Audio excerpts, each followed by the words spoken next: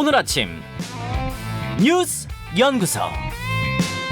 오늘 아침 뉴스의 맥을 짚어드리는 시간 뉴스 연구소. 오늘도 두 분의 연구위원 함께합니다. CBS 김광일 기자, 뉴스톱 김준일 대표, 어서 오십시오. 안녕하세요. 예, 첫 뉴스 어디로 갈까요? 다시 지지율 20%대로 윤석열 대통령의 국정 지지율이 다시 떨어졌어요. 한국갤럽이 지난주 화수목 사흘간 자체 조사했는데요. 긍정이 28%, 부정이 61%를 기록했습니다. 그러니까 긍정이요.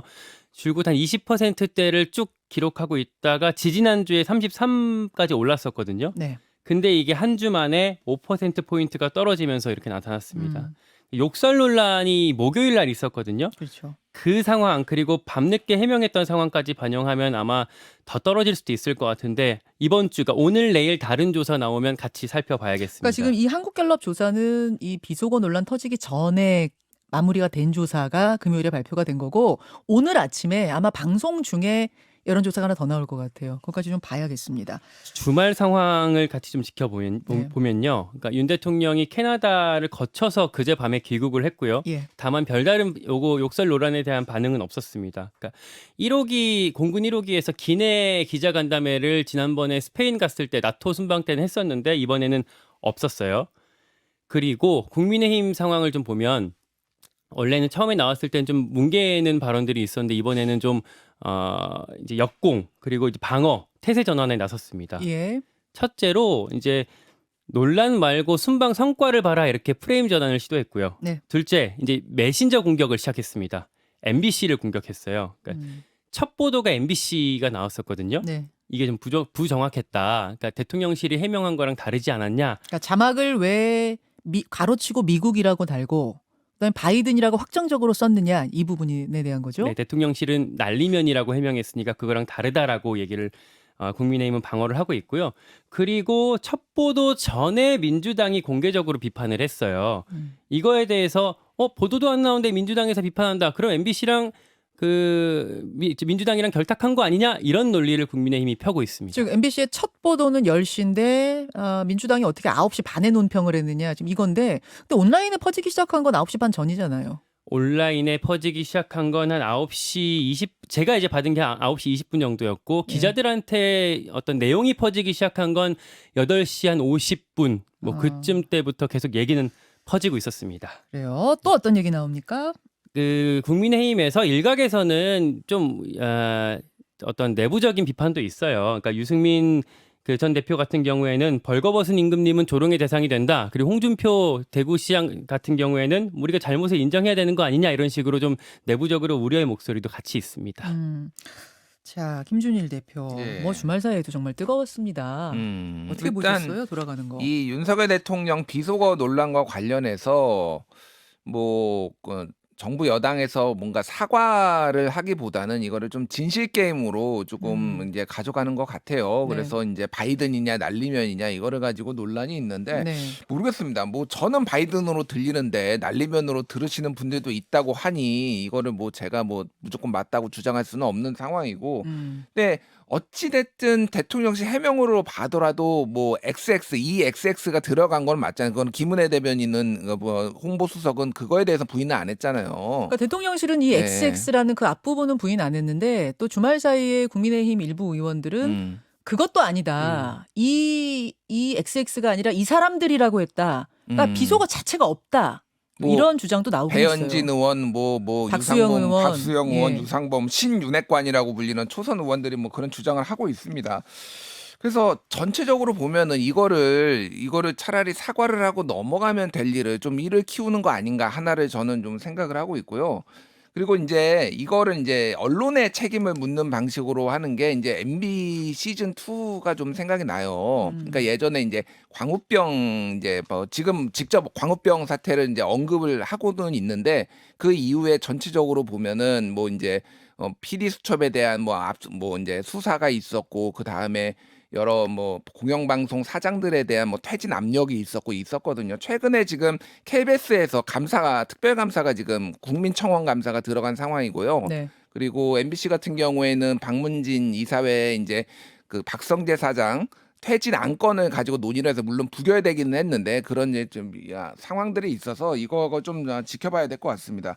아니 근데 지금 이제 음. 광우병 때 이야기를 국민의힘 의원들이 이제 공개적으로 하고 있는데 그때는 어떤 추상적인 것, 뭐 벌어지지 않은 일에 대해서 이야기를 했고 뭐 말하듯이 뭐 선동일 수 있다 이렇게 얘기할 수 있지만 이번에는 각자 지금 녹취들을 국민이 다 들은 걸 갖고 판단하고 있는 문제라 약간 차원은 좀 달라 보이긴 그렇죠. 하는데요. 그리고 아까 전에 얘기했듯이 정확하게 8시 50분에 기자들한테 정보 보고가 이미 욕설이 있었다라는 정보 보고가 돌았고 그리고 박홍근 원내대표가 9시 반에 그거를 이제 최고위원회에서 얘기를 했고 그다음에 10시 10분쯤에 이제 MBC 보도가 올라왔거든요. 근데 온라인 커뮤니티에 보면은 이미 그 정보 보고가 돈 뒤에 여러 사람이 영상을 올려서 찾는다든지 이게 다 돌았어요. 그래서 정말로 MBC가 뭐 준 건지 아닌지조차 이거는 뭐 의혹을 제기한 쪽이 그러면 증명할 의무가 있잖아요. 그럼 국민의힘에서 증명을 해야 되는데 그냥 일단 의혹을 제기하고 지금 뭐 증명을 못하는 그런 상황이에요. 그러니까 그것도 그거지만 그걸 떠나서 MBC가 그 자막을 달았든 안 달았든 국민들이 그 자막과 상관없이 다 듣고 있잖아요. 그러니까요. 그러니까 조금 예. 차원이 다르지 않은가라는 이야기인데 잠시 후에 성일정 의원 연결을 하니까요. 이 부분에 대해서는 조금 더 자세하게 들어보기로 하고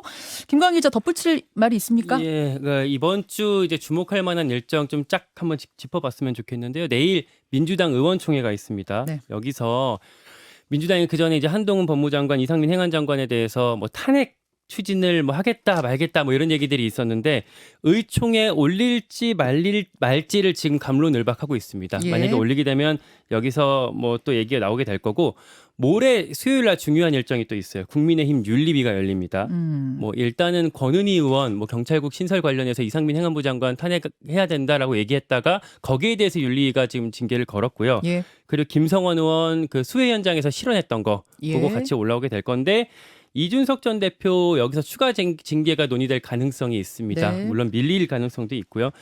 같이 이날 또 법원의 가처분 심리 2차 추가 비대위에 대한 가처분 심리가 이날 같이 있게 될 거고 네. 목요일 날 해리스 부통령, 미국 부통령이 방한하게 됩니다. 아베 국장 참석하고 나서 깜짝으로 같이 오게 될 텐데 여기서 윤석열 대통령을 만나게 될 거고요.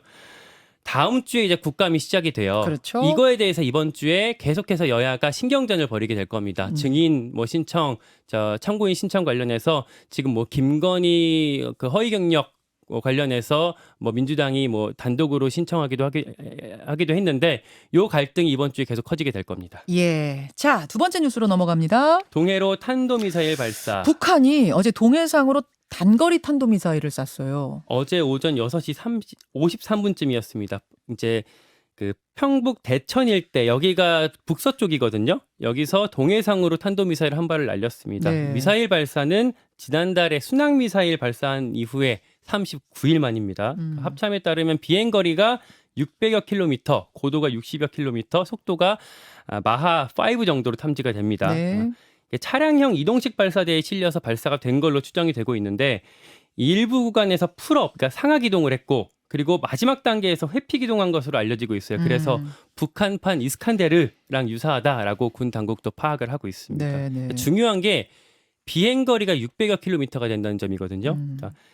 근데 이제 평북 대천에서 부산항까지 거리가 한 620킬로미터 정도가 돼요. 그러니까 근데 이제 부산항에 미국 핵추진 항공모함 로널드 레이건호가 지금 정박하고 있거든요. 그러니까 오늘부터 목요일까지 한미 연합 훈련을 하게 되는데 이거 훈련하려고 들어와 있는 상황이어서 이 거리가 비슷한 정도로 지금 날렸기 때문에 이 연합 훈련에 대한 견제 차원으로 북한이 600여 킬로미터를 날렸다 이렇게 분석이 되고 있습니다. 한미연합훈련에 대한 항의 차원이 아닌가 이렇게 본단 말씀. 예. 김준일 대표. 예. 그러니까 지대지 미사일인데 바다에다가 쐈는데 그 바다에서 한미 연합 훈련하면은 뭐 그거에 대한 항의죠. 예, 그렇죠. 그렇게 볼 수밖에 없는 거고. 지금 눈에 띄는 거는 이제 10만 톤급의 레이건호가 들어오거든요. 네. 이게 2017년에 들어오고 5년 만에 들어오는 건데 그 직전에 이제 6차 핵실험이 얼마 전에 있었어요. 그러니까 이게 굉장히 지금 상황을 한국이나 미국 당국이 엄중하게 보고 있다라고 이제 뭐 볼 수 있을 것 같고요. 지금 중국도 서해 훈련을 합니다. 그래서 어제부터 다음 달 2일까지 랴오둥방도 그러니까 황해라고 중국에선 부르죠. 그리고 다롄양으로 산둥방도 엔타이양 사이 해역인데 여기가 한반도하고 제일 가까운 곳이에요. 네, 그러니까 네. 오른 동해에서는 한미 연합훈련이 열리고 서해에서는 지금 중국이 군사훈련하고 있고 뭐 네. 이렇게 지금 한반도를 둘러싼 긴장감이 매우 고조되고 있다라고 보시면 될 것 같고 지금 이 기간 아까 얘기했지만은 이제 그 내일 그 아베 신조 국장이 열려요. 그렇죠. 그래서 해리스 대통령 부통령이 방문을 하고 일본을 방문을 하고 이제 한국으로 오거든요. 그거에 맞춰 가지고 지금 이 북한의 도발도 이루어지고 있다 이렇게 보시면 될 것 같습니다. 그래서 SLBM 이제 잠수함 탄도미사일 그 추가 도발 가능성이 지금 전문가들 사이에서 계속 얘기가 나오고 있습니다. 그래서 그 이후에는 7차 핵실험까지 이어질 가능성이 매우 높다. 뭐 이런 얘기까지 나오고 있어서 지금 좀 지켜봐야 될 것 같습니다. 그러니까 북한의 6차 핵실험하고 대륙간 탄도미사일 시험 발사가 잇따랐던 게 2017년 11월이거든요. 예. 그 후로 5년 만에 우리나라와 미국이 그러니까 미 해군 항모까지 들어와서 연합훈련하는 게 처음이에요. 5년 만에 처음인데 거기에 대한 지금 강력한 항의로 보이는 거고 나아가서 7차 핵실험까지 가는 거 아니냐 이게 걱정스러운 거잖아요. 그리고 그 전에 그러니까 지금 원래는 이 단거리 탄도미사일 말고 잠수함 탄도미사일 그 SLBM이라는 네. 그거가 쏘아질 가능성이 있다라고 더 주목이 됐었거든요. 네, 그러니까 네. 윤석열 대통령이 이번에 들어올 때도 그 안보 그 점검회의 주재하면서도 북한이 그 SLBM 쏠 가능성이 있다. 그 동태를 좀 파악했다라는 그런 얘기를 공개적으로 한 얘기도 있어서 이번에는 그 단거리 탄도미사일로 조금 저강도로 무력시를 했지만 추가적으로 북한이 SLBM을 또 쏠 가능성 그리고 이게 7차 핵실험으로 이어질 가능성 주목해 봐야겠습니다. 다만 그 시점은 네. 다음 달 16일에 중국 공산당 전국 대표 대회가 열려요. 이때는 북한이 중국을 의식해서 도발을 사전에 하지 않는 게 관례였거든요. 그러면 전인대 끝나자마자 11월 말, 12월 초 이제 이때쯤을 좀 주목을 해요. 그러니까 핵실험 같은 경우에 그때를 주목할 필요가 있습니다. 마지막으로 가겠습니다. 서울 택시 요금 1,000원씩 오른다. 그러니까 추진한다는 얘기는 있었는데 진짜 오르는 거예요? 지난주에 서울시의회에 그 소관 상임위가 교통이거든요. 네. 여기를 통과했습니다. 그러니까 서울 중형택시 기본요금이 지금이 3,800원인데 예. 이게 그 내년 2월부터 4,800원으로 인상된다는 내용이 담겨 있었어요. 그러니까 기본요금으로 갈 수 있는 거리도 지금 현행이 2km인데 이거를 1.6km로 줄이고요. 그리고 100원으로 달릴 수 있는 거리랑 시간도 1m 1초씩 줄었습니다. 그리고 특히 중요한 게 할증 시간입니다. 심야 할증이요. 네, 요건 연말부터인데 지금은 자정부터 새벽 4시까지가 심야 할증인데 이게 밤 10시부터로 2시간 늘어납니다. 그래요. 네. 밤 10시부터 새벽 4시까지 심야 할증. 그리고 그 안에서 탑승객이 제일 많은 밤 11시부터 새벽 2시까지는 할증률이 40%로 늘어납니다. 지금은 할증률이 일괄적으로 20%인데 네. 시간 늘리면서 11시부터 2시까지는 할증률도 40%로. 그 구간은 40%로 늘리고요. 이런 내용들은 모레 서울시의회 본회의가 있고 또 물가대책심의위원회가 있는데 여기 거쳐서 최종 확정될 것 같습니다. 사실은 민감한 부분인데요. 오르는군요. 그러니까 지난해 택시 서비스 조사 보고서에 따르면 기사들 월평균 운송 수입이 169만 원이었어요. 그럼 너무 적다. 그래서 뭐 택배로 많이들 가시고 그랬던 거예요.